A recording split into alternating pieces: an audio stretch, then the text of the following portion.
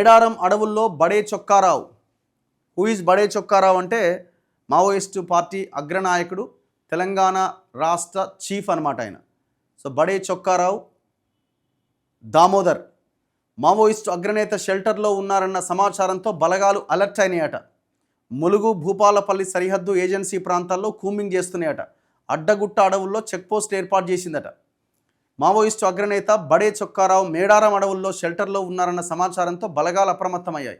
Intelligence సమాచారంతో agency ప్రాంతాలైన Mulugu, PSARA, Tadvai పరిసరాల్లో high alert ప్రకటించి కూంబింగ్ కార్యకలాపాలు ముమ్మరం చేశాయి. ఆయన స్వస్థలం తాడ్వాయి మండలం నార్లాపూర్ పైన పోలీసులు నిఘా పెంచారట. అదే సమయంలో దేవ్జీ లక్ష్యంగా కర్రెగుట్టల్లో ఆపరేషన్ 2 చేయబోతున్నారట. ఇప్పుడు దేవ్జీనే కదా పార్టీ నేషనల్ చీఫ్గా కొనసాగుతున్నది.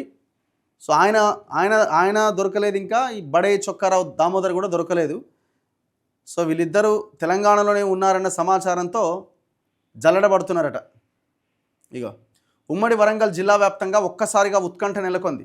ములుగు, జయశంకర్, భూపాలపల్లి జిల్లాల సరిహద్దులోని మేడారం అటవీ ప్రాంతంలో మావోయిస్టు అగ్రనేత బడే చొక్కారావు అలియాస్ దామోదర్ షెల్టర్ తీసుకున్నారనే సమాచారంతో పోలీసు బలగాలు అప్రమత్తమైనయట. ఇంటెలిజెన్స్ సమాచారంతో ఏజెన్సీ ప్రాంతాలైన ములుగు, పస్రా, తాడ్వాయి పరిసరాల్లో హై అలర్ట్ ప్రకటించి కూంబింగ్ కార్యకలాపాలు ముమ్మరం చేశాయి. ఛత్తీస్గఢ్, బీజాపూర్, తెలంగాణ సరిహద్దు ప్రాంతం వెంకటాపూర్లో లొంగుబాట్లు జరుగుతున్న క్రమంలో తాజా పరిణామం సంచలనంగా మారింది. ఆయన ఊరు నార్లాపూర్ మీద నిఘా పెట్టిరట. ముత్తారం మండలంలోని సర్వాయిపేట అడవుల నుంచి ఇతర ప్రాంతాల వరకు బలగాల గాలింపు చర్యలు కొనసాగుతున్నాయి. రాష్ట్ర ఉన్నత స్థాయి నిఘా విభాగం, గ్రేహౌండ్స్ దళాలు రంగంలోకి దిగినాయి. ప్రత్యేక బలగాలతో కలిసి అటవీ లోయలను జల్లెడ పడుతున్నాయి.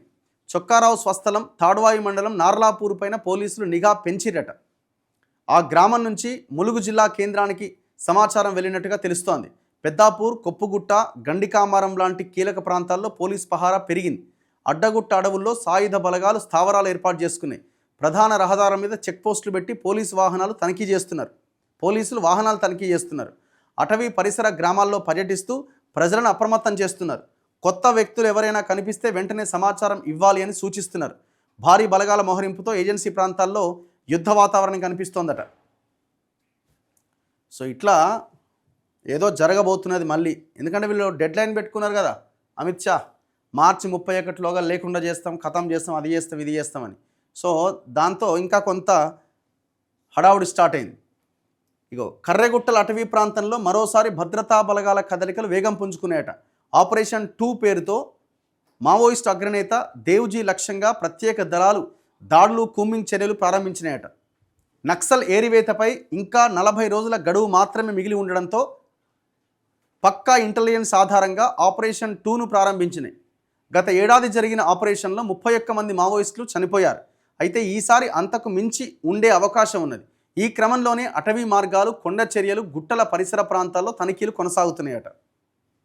ఇక మళ్ళీ ఏదో జరగబోతున్నట్టుగా ఏదో హడావుడైతే కనబడుతున్నది. చూడాలి మరి ఏంటన్నది.